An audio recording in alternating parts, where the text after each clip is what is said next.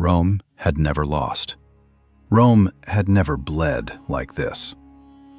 50,000 of the greatest soldiers on earth marched into the desert, and only 10,000 walked out. Not against barbarians, not against rebels, against an empire history forgot. Parthia. This is the day Rome learned it wasn't invincible, and it would never fully recover. 53 BC. Rome rules the known world. Legions have crushed Gaul. Legions have crushed Carthage. Legions have crushed every army bold enough to stand against them. Rome does not lose wars. Rome ends them. At the head of this machine stands a man who wants more than victory. He wants glory. His name is Marcus Licinius Crassus, the richest man in Rome, a man who watched Caesar conquer Gaul and Pompey conquer the East, while his own name gathered dust.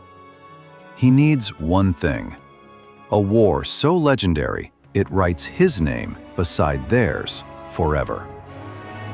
He finds his target far to the east, a kingdom most Romans barely understand: Parthia, a vast empire stretching from Mesopotamia to the edge of India. Rome sees it as an easy prize: rich cities, undisciplined cavalry, a kingdom ripe for the taking. Crassus doesn't wait for permission from the Senate. He doesn't wait for a real reason to invade. He simply marches. 7 legions strong, nearly 50,000 men, the pride of Rome, straight into Parthian territory.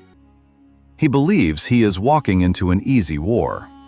He is walking into a trap that will humiliate Rome for a generation. Parthia is not the broken kingdom Rome imagines. It rose from the ashes of Alexander's empire, built by nomadic warriors who mastered something no one else had perfected: mounted warfare on an industrial scale. 2 weapons make Parthia deadly.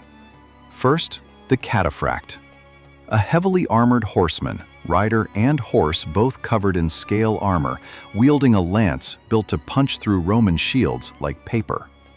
Second, and far more dangerous, the horse archer. Light, fast, merciless. Riding at full gallop, these warriors could twist backward in the saddle and fire an arrow behind them with perfect accuracy. A move so effective it earns its own name in history: the Parthian shot. Commanding this force is a nobleman named Surena, young, brilliant, and about to hand Rome its most humiliating defeat in centuries.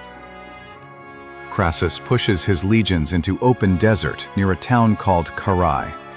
No cover, no water, no allies. Exactly where Surena wants them. Rome's legions are built for one kind of fight: tight formation, shield to shield, grinding the enemy down at close range. But Surena has no intention of ever coming close. Instead, Parthian horse archers circle the Roman formation like wolves around a wounded animal. They never charge. They never engage in melee. They simply ride and fire.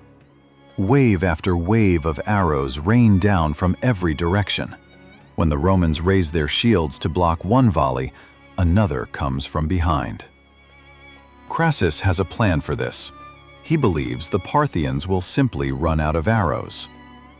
They don't, because hidden behind the horse archers is something Rome has never accounted for: a caravan of camels, carrying an endless resupply of ammunition. The arrows never stop. Roman soldiers begin falling not to blades, but to a storm they cannot even reach. Shields become useless. Formation begins to crack. And that is when Surena unleashes the cataphracts. The armored lancers smash into the weakened Roman lines exactly where the arrows have done the most damage. Full contact, full weight, full horror. Legionaries who have never lost a pitched battle in their lives are being torn apart by an enemy that never lets them fight back on their own terms. Crassus's own son, leading a detachment of cavalry, is cut off and surrounded. His men are slaughtered to the last soldier. Legend says his severed head is paraded before his father's own army to break their spirit. It works. The Roman army, the pride of the Republic, begins to collapse into chaos. Discipline that conquered Gaul, that conquered Macedon, that conquered Carthage, breaks apart in the sand under a hail of arrows from an enemy on horseback who never once stood still long enough to be struck. Crassus is eventually lured into a false negotiation and killed. Ancient sources claim the Parthians poured molten gold down his throat, a brutal message mocking his greed, the very thing that started this war. By the end, more than 20,000 Romans lie dead. 10,000 more are captured. Legionary eagles, Rome's most sacred military symbols, never meant to fall into enemy hands, are seized as trophies.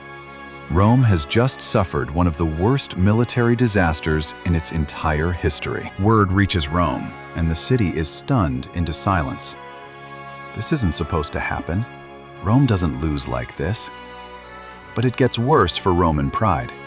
In the centuries that follow, emperor after emperor tries to finish what Crassus started. Trajan invades. Some campaigns win temporary ground. But Parthia is never conquered, never absorbed. Never broken the way Gaul was, the way Egypt was, the way half the known world was. Parthia becomes the permanent eastern wall Rome can never fully break through. A rival empire that humbles legion after legion for nearly 300 years, right up until it transforms into the Sasanian Empire, which would go on to challenge Rome all over again. In an age when Rome believed no army on earth could stand against it, one empire proved otherwise. Not with more soldiers, not with better armor, but with speed, patience, and a battlefield built entirely on their own terms. Rome conquered the world, but it never conquered Parthia. History remembers Rome as the empire that conquered everything. But somewhere in the sands of Carrhae, that legend cracked. Parthia never wore a crown as famous as Rome's, but for 300 years it stood as the one empire Rome could never break. If this story surprised you, imagine how many more empires history forgot to tell you about. Subscribe, because the next one might be even more brutal than this.